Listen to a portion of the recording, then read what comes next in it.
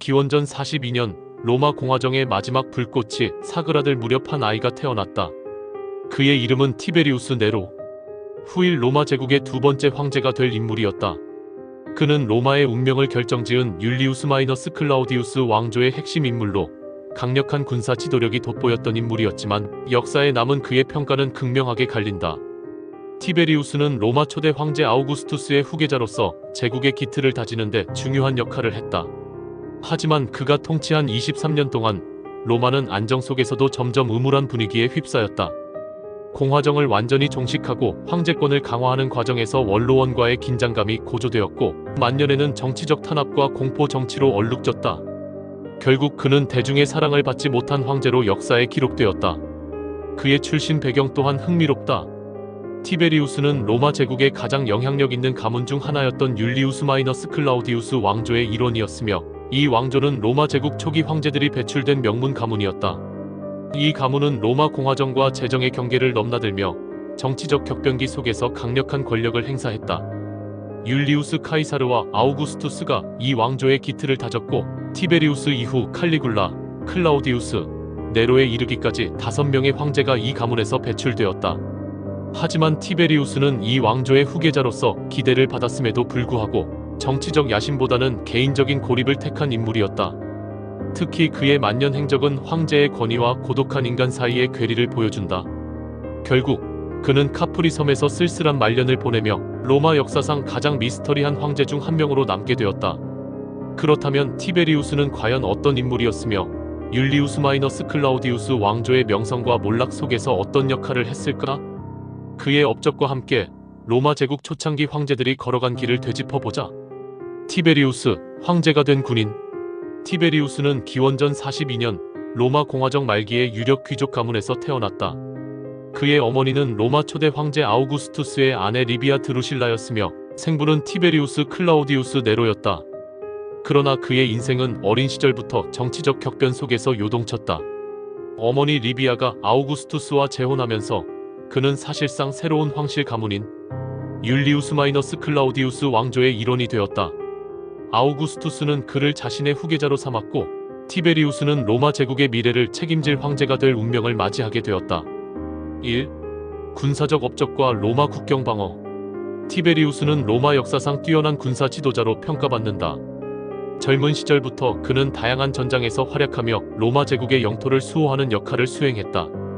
특히 게르마니아, 판노니아, 일리리쿰 등 제국의 변방에서 벌어진 전쟁에서 승리를 거두며 로마군을 강력한 조직으로 만들었다. 1. 게르마니아 원정과 로마의 북방 방어선. 기원전 12년 티베리우스는 게르마니아 지역에서 원정을 지휘하며 로마의 영토를 확장했다. 그는 게르만 부족들을 상대로 성공적인 전투를 벌였으며 이 과정에서 로마의 국경 방어 체계를 더욱 견고히 했다. 그러나 기원 후 9년 게르마니아 전선에서 벌어진 토이토부르크 숲 전투에서 로마군이 참패하면서 티베리우스는 이 지역을 포기하고 방어적인 전략으로 전환하게 된다. 이 판노니아와 일리리쿰 반란 진압. 기원 후 6년부터 9년까지 티베리우스는 판노니아와 일리리쿰 오늘날의 발칸반도 지역에서 발생한 대규모 반란을 진압하는 임무를 맡았다. 이 반란은 로마 제국 내에서 발생한 가장 심각한 내란 중 하나로 평가되었으며 티베리우스는 철저한 군사작전과 전략적 포위 작전을 통해 반란을 성공적으로 진압했다. 이 과정에서 그는 냉정한 군사적 판단력과 강력한 지도력을 발휘하며 로마 제국의 안정을 유지하는 데 기여했다. 2. 황제로서의 통치와 정치적 긴장. 기원 후 14년 아우구스투스가 사망하자 티베리우스는 로마 제국의 두 번째 황제로 즉위했다. 그러나 그의 통치는 처음부터 원로원과의 긴장 관계 속에서 시작되었다. 1. 원로원과의 관계. 아우구스투스는 생전부터 원로원을 존중하는 태도를 보이며 황제권과 공화정의 균형을 유지하려 했다. 그러나 티베리우스는 달랐다. 그는 원로원과의 협력을 부담스럽게 여기며 점점 정치적 결정을 독단적으로 내리기 시작했다. 특히 그는 비밀주의적인 태도를 취하며 정치적 소통을 최소화했고 이는 원로원의 불신을 초래했다. 결국 그의 집권 기간 동안 원로원의 역할은 점점 축소되었고 황제권은 더욱 강력해졌다. 이 공포정치와 감찰 시스템. 티베리우스 통치 후반부에는 공포정치가 심화되었다. 특히 기원 후 26년 이후 그는 로마를 떠나 카프리 섬에서 머물며 황제의 권력을 대신 행사하는 측근들에게 정치를 맡겼다. 이 과정에서 친위대장 루키우스 시아누스가 막강한 권력을 휘두르며 반대파를 숙청했고, 로마 내부는 점점 탄압과 감찰의 분위기로 변했다. 반역 혐의를 받은 이들은 잇따라 처형되었고, 정치적 자유는 급격히 위축되었다. 3. 티베리우스의 개인적 고립과 말년. 티베리우스는 말년에 점점 더 외로운 삶을 살았다.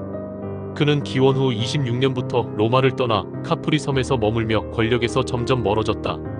이는 로마 역사에서 보기 드문 사례로, 황제가 수도를 떠나 장기간 별장 생활을 하는 일은 매우 이례적이었다. 그는 카프리 섬에서 소수의 신하들만을 곁에 두고 지냈으며, 로마에서 벌어지는 정치적 사건들에 대한 관심을 점점 줄여갔다. 그러나 그의 측근들이 로마에서 권력을 행사하는 동안 로마 내부에서는 점점 불안정한 분위기가 조성되었고, 황제에 대한 불만도 커져만 갔다. 4. 티베리우스의 죽음과 율리우스 마이너스 클라우디우스 왕조의 미래. 기원 후 37년 티베리우스는 78세의 나이로 생을 마감했다. 그의 죽음과 관련해서는 다양한 설이 존재하는데, 일부 기록에 따르면 후계자인 칼리굴라와 친위대가 그를 암살했을 가능성도 제기된다. 그러나 확실한 것은 티베리우스의 사망 이후 로마 제국은 더욱 격동의 시대로 접어들었다는 점이다. 그의 후계자인 칼리굴라는 티베리우스와는 전혀 다른 성향의 황제였다. 즉위 초기에는 대중의 환영을 받았으나 시간이 지나면서 점점 폭군으로 변해갔고, 결국 그의 통치는 혼란과 폭력으로 얼룩졌다. 이후 율리우스 마이너스 클라우디우스 왕조는 클라우디우스를 거쳐 네로에 이르면서 점차 쇠퇴의 길을 걷게 된다. 티베리우스, 냉혹한 독재자인가 현실적인 통치자인가?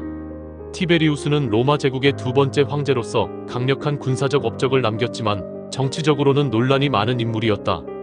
그는 공화정의 흔적을 완전히 지우고 황제 중심의 통치 구조를 확립하며 제국의 기반을 다졌다.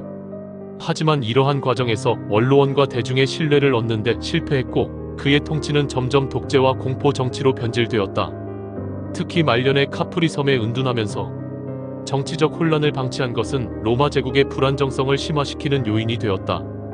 율리우스 마이너스 클라우디우스 왕조의 계승자들은 티베리우스의 통치 방식을 답습하거나 극단적인 방향으로 변질시켰다. 칼리굴라는 폭정을 일삼았고, 클라우디우스는 신하들에게 휘둘렸으며, 네로는 제국을 혼란에 빠뜨렸다. 티베리우스가 만든 정치 체제는 결국 로마 황제제의 양면성을 그대로 드러내게 되었다. 그러나 그의 업적을 단순히 독재자로만 평가할 수는 없다. 그는 제국의 안정을 유지하며 강력한 군사정책으로 국경을 방어했고, 행정 시스템을 정비했다. 티베리우스의 통치는 냉혹했지만 동시에 로마 제국을 유지하기 위한 현실적인 선택이었을지도 모른다. 역사는 승자의 기록이라지만 때로는 패자의 침묵 속에서 진실이 드러나기도 한다. 티베리우스는 사랑받지 못한 황제였지만 로마 제국의 근간을 다진 인물로 기억될 것이다. 그의 삶과 통치는 오늘날에도 강력한 지도자란 무엇인가라는 질문을 던지며 시대를 초월한 정치적 교훈을 남긴다.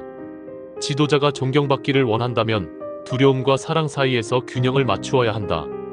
마이너스 마키아벨리.